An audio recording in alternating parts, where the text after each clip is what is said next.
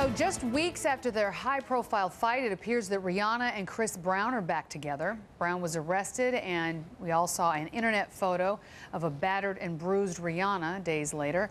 Now, People magazine is reporting the couple is back together. But is that a good idea? The Sun-Times says Rhianna is sending a wrong message. Joining me now is relationship expert Laura Barron. So why, Laura, would anybody want to get back with someone who clearly is abusive? Well, what you're seeing is the final action of an abusive relationship. An abusive relationship is the patterned manipulation of one partner trying to take the self-esteem of another. So by the time that they are actually battering the partner, there is a potential sexual abuse, financial abuse, emotional abuse. So this could be based out of fear and, quite frankly, pattern. You mean that's what they're used to at that point? That's what they're used to, and their self-esteem has been so lowered by this perpetual pattern of bringing them down. Oh, that's so sad to hear. Now, Chris Brown apparently went into some anger management courses. Does that make a difference? Can that help? You know, anger management can only make a difference if, A, he's willing to take responsibility, because abuse is a choice.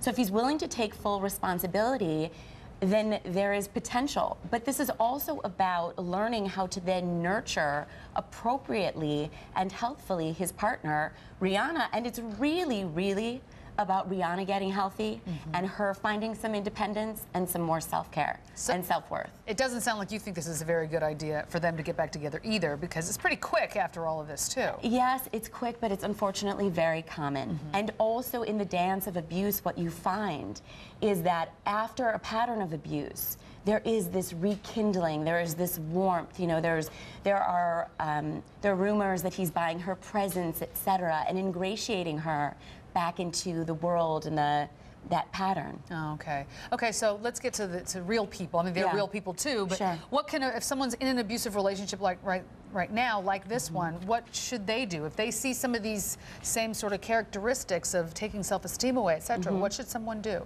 Well, at the onset, immediately when you start to notice the pattern of your partner trying to put you down, you need to make a decision to get out. Really? Yes. You can't alter anyone's behavior. It's going to continue to get worse. It's the pattern that we're concerned about. It is not just a flare-up. It's not that you guys get into a fight and something happens. It is about the pattern of somebody trying to bring your self-esteem down.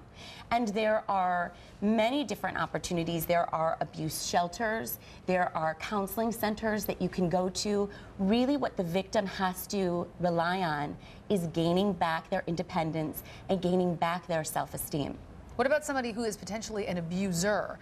Is there something that maybe if someone thinks that they have a propensity for this, what can they do? I mean, what if they see this and go, I've done some things like this and I don't want to do this anymore? I mean, is there help for somebody like that, like a Chris Brown? Yes, you get yourself into domestic abuse counseling with a counselor that obviously specializes in domestic abuse, and you get yourself out of any relationship that you are currently in, because most likely, if that's what you believe that you are going to do, you're either doing it right now, or you're going to do or you're about to. And we do know that these can become deadly relationships. We cover all the time situations, domestic violence. A young woman on in the South Loop killed, you know, just recently, allegedly by her boyfriend. Well, especially once a victim leaves the relationship, because this is all about control, that's when the abuser goes manic.